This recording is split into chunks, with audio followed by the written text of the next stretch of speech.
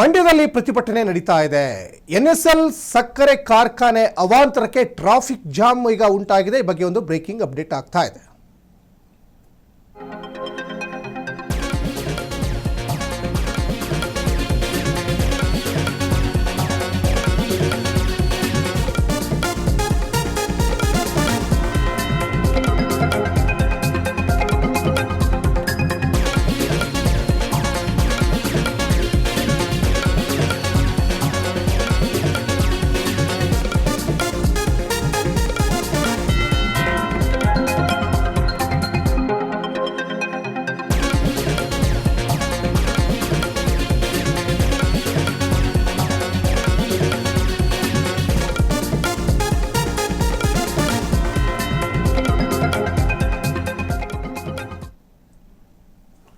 ಇದು ಮಂಡ್ಯದಲ್ಲಿ ಎನ್ಎಸ್ಎಲ್ ಸಕ್ಕರೆ ಕಾರ್ಖಾನೆ ಅವಾಂತರಕ್ಕೆ ಟ್ರಾಫಿಕ್ ಜಾಮ್ ಉಂಟಾಗಿದೆ ಅನ್ನುವಂಥದ್ದು ಗೊತ್ತಾಗ್ತಾ ಇದೆ.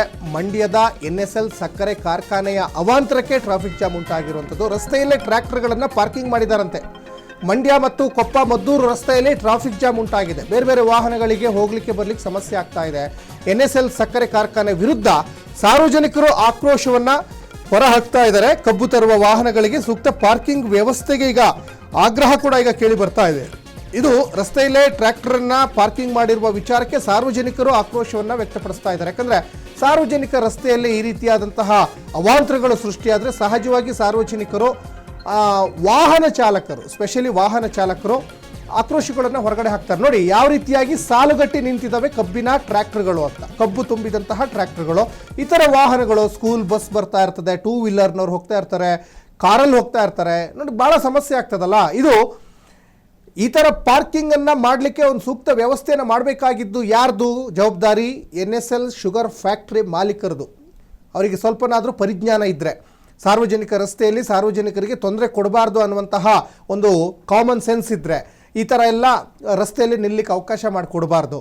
ಅದಕ್ಕೆ ಆದಂಥ ಒಂದು ಪಾರ್ಕಿಂಗ್ ವ್ಯವಸ್ಥೆಯನ್ನು ಮಾಡಬೇಕಾಗ್ತದೆ. ಅಷ್ಟು ದೊಡ್ಡ ಶುಗರ್ ಫ್ಯಾಕ್ಟ್ರಿ ಇರ್ತದೆ, ಸಾಕಷ್ಟು ವ್ಯವಹಾರ ಮಾಡ್ತಾ ಇರ್ತಾರೆ, ದೊಡ್ಡ ಪ್ರಮಾಣದ ವ್ಯವಹಾರಗಳು ನಡೀತಾ ಇರ್ತವೆ. ಆದರೂ ಕೂಡ ನಿಮಗೆ ಒಂದು ಪಾರ್ಕಿಂಗ್ ವ್ಯವಸ್ಥೆ ಮಾಡಿಲ್ವಲ್ಲ ಯಾಕೆ ಅಂತ ಸಾರ್ವಜನಿಕರು ಪ್ರಶ್ನೆ ಮಾಡ್ತಾ ಇರುವಂಥದ್ದು. ಇದು ರಸ್ತೆಯಲ್ಲೇ ಟ್ರ್ಯಾಕ್ಟರ್ ಪಾರ್ಕಿಂಗನ್ನು ಮಾಡಿದಂತಹ ಎನ್ಎಸ್ಎಲ್ ಶುಗರ್ ಫ್ಯಾಕ್ಟ್ರಿಯ ವಿರುದ್ಧ, ಫ್ಯಾಕ್ಟ್ರಿ ಮಾಲೀಕರ ವಿರುದ್ಧ ಸಾರ್ವಜನಿಕರು ಈಗ ಆಕ್ರೋಶವನ್ನು ವ್ಯಕ್ತಪಡಿಸ್ತಾ ಇದ್ದಾರೆ. ಮಂಡ್ಯ, ಕೊಪ್ಪ, ಮದ್ದೂರು ರಸ್ತೆಯಲ್ಲಿ ಈಗ ಟ್ರಾಫಿಕ್ ಜಾಮ್ ಉಂಟಾಗಿದೆ ಅನ್ನುವಂಥದ್ದು ಕೂಡ ಗೊತ್ತಾಗ್ತಾ ಇದೆ. ನೋಡಿ ಈ ಥರ ಟ್ರಾಫಿಕ್ ಜಾಮ್ ಉಂಟಾದರೆ ಸ್ಕೂಲ್ ಬಸ್ಗಳು ಹೋಗ್ತಾ ಇರ್ತವೆ, ಕಿರಿದಾದ ರಸ್ತೆ ಇರ್ತದೆ, ಮತ್ತು ಅವೆಲ್ಲವೂ ಕೂಡ ಒಂದು ಡೇಂಜರಸ್ ರಸ್ತೆಗಳಿರ್ತವೆ. ಕಚ್ಚಾ ರಸ್ತೆಗಳು ಅಂತ ನಾವೇನು ಕರಿತೀವಲ್ಲ, ಆ ಥರ ರಸ್ತೆಗಳಲ್ಲಿ ನೀವು ಈ ಥರ ಸಾಲುಗಟ್ಟಿ ಕಬ್ಬಿನ ಟ್ರ್ಯಾಕ್ಟರ್ಗಳನ್ನು ಅಲ್ಲಿ ನಿಲ್ಲಿಸಿರ್ತೀರ ಅಂದಾಗ ಬೇರೆ ವಾಹನಗಳು ಬರ್ತಾ ಇರ್ತವೆ, ಹೋಗ್ತಾ ಇರ್ತವೆ, ಅಲ್ಲೊಂದಿಷ್ಟು ಟ್ರಾಫಿಕ್ ಜಾಮ್ ಉಂಟಾಗದಿರಲಿ ಬೇರೆ ಅನಾಹುತ ಆಗುವಂಥ ಸಾಧ್ಯತೆಗಳು ಕೂಡ ಇರ್ತವೆ. ಹಾಗಾಗಿ ಆಕ್ಸಿಡೆಂಟ್ಗಳಲ್ಲಿ ಆಗ್ತಾ ಇರುವಂಥ ಸಮಸ್ಯೆಗಳಿರ್ತದೆ. ಹಾಗಾಗಿ ಈ ಎನ್ಎಸ್ಎಲ್ ಶುಗರ್ ಫ್ಯಾಕ್ಟ್ರಿ ಮಾಲೀಕರ ವಿರುದ್ಧವಾಗಿ ಜನಾಕ್ರೋಶ ವ್ಯಕ್ತವಾಗ್ತಾ ಇದೆ. ನೀವು ಕಬ್ಬಿನ ಟ್ರ್ಯಾಕ್ಟರ್ಗಳನ್ನು ನಿಲ್ಲಿಸ್ತಿರೋ, ಲಾರಿಗಳನ್ನು ನಿಲ್ಲಿಸ್ತಿರೋ, ಅದು ನಿಮ್ಮಿಷ್ಟ. ಅದಕ್ಕೆ ಆದಂಥ ಒಂದು ಸೂಕ್ತವಾದ ಒಂದು ಜಾಗ ನಿರ್ಮಾಣ ಮಾಡ್ಕೊಳ್ಳಿ ಅಂತ ಸಾರ್ವಜನಿಕ ವಲಯದಲ್ಲಿ ಬರ್ತಾ ಇರುವಂತಹ ಆಕ್ರೋಶಗಳು. ಆದರೂ ಕೂಡ ಶುಗರ್ ಫ್ಯಾಕ್ಟ್ರಿ ಮಾಲೀಕರು ಸಾಕಷ್ಟು ಸಂದರ್ಭದಲ್ಲಿ ಇವ್ರು ಸಾರ್ವಜನಿಕರು ನೀವು ಒಂದು ಪಾಡಿಗೆ ನೀವು ಹೇಳ್ತಾ ಇರಿ, ನಮ್ಮ ಪಾಡಿಗೆ ನಾವು ಮಾಡ್ತಾ ಇರ್ತೀವಿ, ಅದ್ರ ನಿಮ್ಮ ಮಾತಿಗೆ ಯಾರು ಬೆಲೆ ಕೊಡ್ತಾರೆ, ಈ ಥರ ಎಲ್ಲ ಒಂದಿಷ್ಟು ಮಾತುಗಳು ಕೂಡ ಸಹಜವಾಗಿ ಕೇಳಿ ಬರ್ತಾ ಇರ್ತವೆ. ಆದರೆ ಸ್ವಲ್ಪನಾದರೂ ಪರಿಜ್ಞಾನ ಇರಬೇಕಾಗ್ತದೆ. ಸಾರ್ವಜನಿಕರಿಗೆ ತೊಂದರೆ ಕೊಡಬಾರ್ದು, ವಾಹನ ಸವಾರರಿಗೆ ತೊಂದರೆ ಕೊಡಬಾರ್ದು, ದಾರಿ ಹೋಕರಿಗೆ ನಾವು ತೊಂದರೆ ಕೊಡಬಾರ್ದು ಅನ್ನುವಂಥ ಪರಿಜ್ಞಾನ ಅಲ್ಲಿಯ ಮಾಲೀಕರಿಗೆ ಇರಬೇಕಾಗ್ತದೆ. ಮತ್ತು ಅಷ್ಟು ದೊಡ್ಡ ಫ್ಯಾಕ್ಟ್ರಿ ಕಟ್ತಂಥವರಿಗೆ ಒಂದು ಪಾರ್ಕಿಂಗ್ ವ್ಯವಸ್ಥೆ ಮಾಡಿಲ್ಲ, ಸಾರ್ವಜನಿಕ ರಸ್ತೆಯಲ್ಲೇ ನೀವು ಗಾಡಿಯನ್ನು ನಿಲ್ಲಿಸಲಿಕ್ಕೆ ನೀವು ಅವಕಾಶ ಮಾಡಿಕೊಟ್ರೆ ಹೆಂಗೆ ಅಂತ ಸಹಜವಾಗಿ ಮಾತುಗಳು ಕೂಡ ಕೇಳಿ ಬರ್ತವೆ. ಹೇಳಿ ಕೇಳಿ ಮಂಡ್ಯ ಅಂದರೆ ಅದು ಕಬ್ಬು ಬೆಳೆಗಾರರ ನಾಡು, ಸಕ್ಕರೆ ನಾಡು.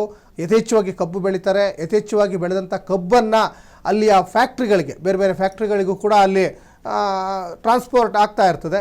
ಹೀಗೆ ನೀವು ರಸ್ತೆಯಲ್ಲೆಲ್ಲ ನೀವು ಸಿಕ್ಕಾಬಟ್ಟೆ ಟ್ರಾಫಿಕ್ ಜಾಮ್ ಮಾಡಿ ಬೇರೆ ಬೇರೆ ವಾಹನ ಸವಾರರಿಗೆ ತೊಂದರೆ ಕೊಟ್ಟು ನೀವು ಕಬ್ಬಿನ ಒಂದು ಟ್ರ್ಯಾಕ್ಟರ್ಗಳನ್ನು ಈ ಥರ ನಿಲ್ಲಿಸಿಬಿಟ್ರೆ ಹೆಂಗೆ ಅಂತ ಅಲ್ಲಿಯ ಜನ ಈಗ ಪ್ರಶ್ನೆ ಮಾಡ್ತಾ ಇದ್ದಾರೆ. ಬುದ್ಧಿವಂತರು, ಒಂದು ನಾಗರಿಕರು, ಪರಿಜ್ಞಾನ ಇರುವಂಥವರು ಪ್ರಶ್ನೆ ಮಾಡ್ತಾ ಇದ್ದಾರೆ.